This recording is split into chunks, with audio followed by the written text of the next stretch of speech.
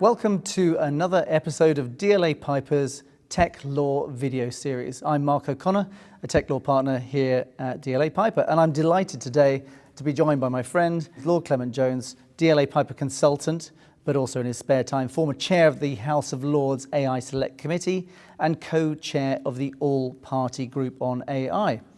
Who better than Tim to help us launch the 2020 European Technology Index and to talk about our favourite subject, AI, at the same time. For those of you unfamiliar with our European Technology Index, it's a survey of some 350 plus organisations across Europe. In fact, more than 90% of the respondents are from mainland Europe. And we look at a number of sectors, the technology sector, as you would expect, but also the telecom sector, the financial services sector, and the public sector. And we speak to lawyers and non-lawyers alike from organisations ranging in size from turnover of some 10 million euros up to 10 billion euros. So, turning to my guest, Tim, delighted to have you here with us today. Could we start, for the benefit of our viewers, by asking you please to describe your roles in the context of new technology? Well, thank you, Mark, and it's great to be here. I speak on digital issues in the House of Lords, but as you mentioned, I also chaired the House of Lords Select Committee on AI, and I co-chair the All-Party Group. But what I'm really interested in is a relationship between, if you like, the principles, the ethics of application of AI, and how we move through to regulation. Do we need to regulate, or do we have corporate governance standards instead, or do we have voluntary codes of practice, for instance? And I think it's really important that we get to grips, and legislators and regulators particularly, get to grips with the, if you like, the rules by which we judge what the risk is and how compliant people are going to be, and whether or not in particular sectors that we need to regulate or we need to have corporate governance standards. Absolutely. Now, of course, Tim, in a short video like this, we can't cover all the rich insights that come out of the report, but we hope this taster will encourage you to look at the detail of the report and take a deeper dive. But I think we both took from the report the sense of uncertainty that comes through in the numbers, given by Brexit, of course, and of course COVID, of course, but also tinged with optimism for the tech sector. And Tim, let's look at that, if we may.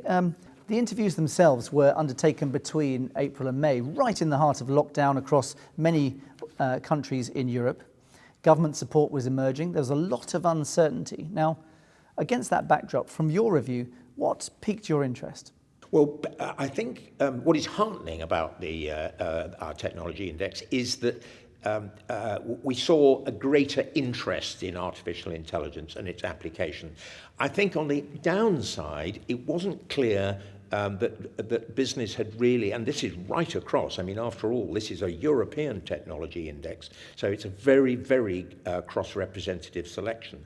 And, I don't think there was a great deal of certainty about how it could be applied. So I think the interest is there, but I think it's not clear. It's thought of as being very much IT. It isn't so much about product or about customer service, those other aspects which are so important. And also, it wasn't clear that business thought where the responsibility lay in terms of, how is it being applied and for whose benefit is it being applied. It's still something which I think is seen as being in the boiler room somewhat. So I think the next bit of the agenda is going to be to sort of say, well, you're very interested in how this is going to be applied, but it is applicable right across the scale, but it's a board level issue. Let's look at something that comes out quite strongly in the report, which is the ESG dimension, environmental, social, and governance.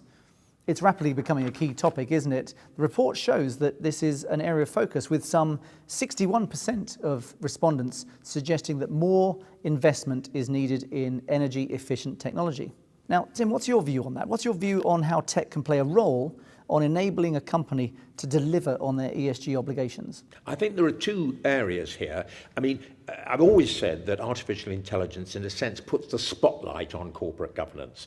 And, now we're seeing a move towards many more companies thinking of being, if you like, the purposeful company.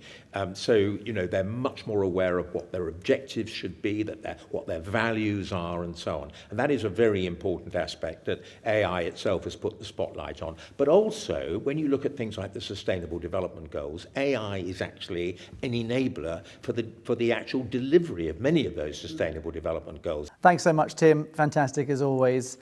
We hope this has given you a taste of the 2020 DLA Piper European Technology Index and the sorts of insights coming out of it.